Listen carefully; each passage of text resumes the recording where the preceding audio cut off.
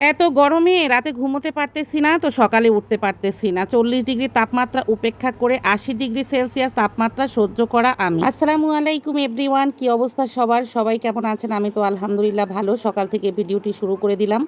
সকালে এই যে ছেলে চা বানিয়ে দিয়েছে রং চা, আর সাথে আছে টোস্ট বিস্কুট। এটা কিন্তু একদম মানে মিষ্টি না। এই বিস্কিটটা দিয়ে রং চা খেতে দারুণ লাগে। মানে আদা, তেজপাতা দিয়ে করা হয়েছে। এত গরমে রাতে ঘুমোতে খুব লেট হয়ে যাচ্ছে। টপ ফ্লোরে যেহেতু আমার ফ্ল্যাট, সেজন্য প্রচুর গরম বেশি।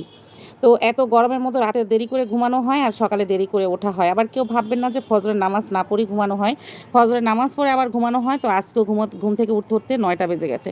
৯টা যদি বেজে যায় তাহলে তো কাজের ১২টা বেজে যায়। যে এদিকে ঝটপট করে আমার সোনা চা বানিয়ে দিয়েছে। খাওয়ার পরেই কাজে ঝটপট লেগে পড়া।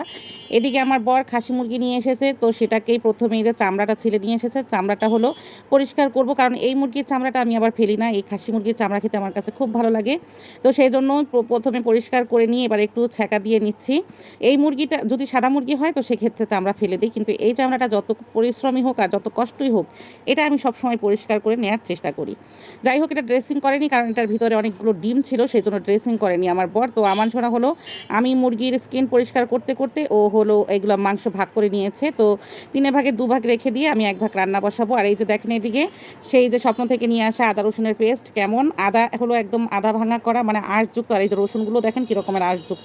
যাই হোক, আমরা ব্লেন্ড করলে তো আর এরকমের হয় না। কিনে নাকি মানুষ এগুলো খায় আমি তো জানি না, আমার বর নাকি এগুলোই কিনে খায়।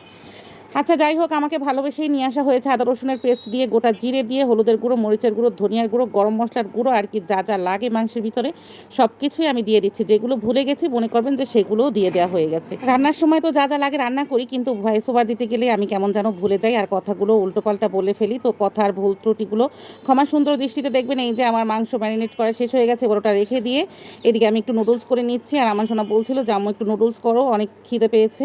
কারণ ভাত ছিল, ভাতটা আর খাইনি। আর এই মুরগির পেটের ভিতরে ডিমটা ছিল, তো ডিমটা দিয়ে দিলাম। আর এখানে নুডলসটা করে নিলাম। আমি হলো ছানাপোনা আমার সোনা আমি সহ খেয়ে নেব।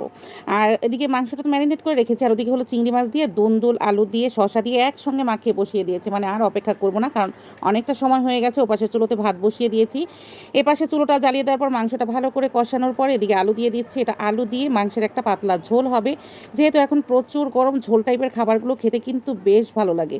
এইটা ভালো করে আমি কষিয়ে নেব আলু দিয়ে, আরও ২ মিনিট কষাবো। আর ওদিকে আমার দুন্দুলের তরকারিটা একটু দেখাচ্ছি। এখানে শুধু দুন্দুল নয়, ঘরে শসা ছিল, মানে শসাগুলো একটু আগের ছিল, সেই জন্য শসা আলু দুন্দুল একই সঙ্গে চিংড়ি মাছ দিয়ে রান্না করছে, ওটাও ঝোল। এদিকে আমার আলু দিয়ে মাংসটা ভালো করে কষানো হয়ে গেছে। তো এখানে ঝোল দিয়ে দিলাম, মানে মাংসটা সিদ্ধ হয়ে গেছে। তো ঝোল দিয়ে দিলাম। এই ঝোলটা যখন বলক চলে আসবে সে পর্যায়ে আমি কলিজা আর ডিমগুলো দিয়ে দিয়েছিলাম। মাংস হয়ে গেছে, এই যে ফাইনাল লুক। আর আমি মাংসের কী খেয়ে খাই সেগুলোই শেয়ার করতেছি। মাংসের এক টুকরা চামড়া নিয়ে নিলাম, 1 পিস পা নিয়ে নিলাম, তারপরে হলো গিলা নিয়ে নিলাম, আর 1 টুকরো মাংস নিয়ে নেব, মানে রানের সাইড থেকে। এই যে আমার হলো নেওয়া হয়ে গেছে। তো এটাই হলো আমি খাবো। আমি মুরগির মাংস তেমন একটা পছন্দ করি না। আর পছন্দ করি না বলতে, যদি অন্য কেউ রান্না করে তাহলে তো আমি খাই না। আমি নিজে রান্না করলে তাও আমি এতটুকু বেছে বুঝে খাই। যাই হোক, আমার এগুলো খাওয়ার পালা শেষ হয়ে গেছে। আর আমার বর দেখেন কলা নিয়ে এসেছে। কলার সিস্টেমটা কেমন! ও হলো উপর থেকে অর্ধেকের বেশি পেকেছে আর নিচের থেকে অর্ধেকের একদম কম পেকেছে। তো কলার সিস্টেমটা এমন বলেই আমি আপনাদের সঙ্গে একটু শেয়ার করলাম। তারপরে চলে আসলাম বিকেলবেলা ছাদে। আর ছাদে এসে এই যে ঢেঁড়স তুলতেছি, হলো বনু ঢেঁড়সগুলো কাটতেছে, তো আমি আপনাদের সঙ্গে একটু শেয়ার করতেছি। ঢেঁড়স এমন একটা গাছ, এখান থেকে কিন্তু প্রতিদিন ঢেঁড়স তুলতে হয়, প্রতিদিন। একদিনও মিস দেওয়া যাবে না, একদিন মিস দিলেই হলো ঢেঁড়স বুড়ো হয়ে যায়।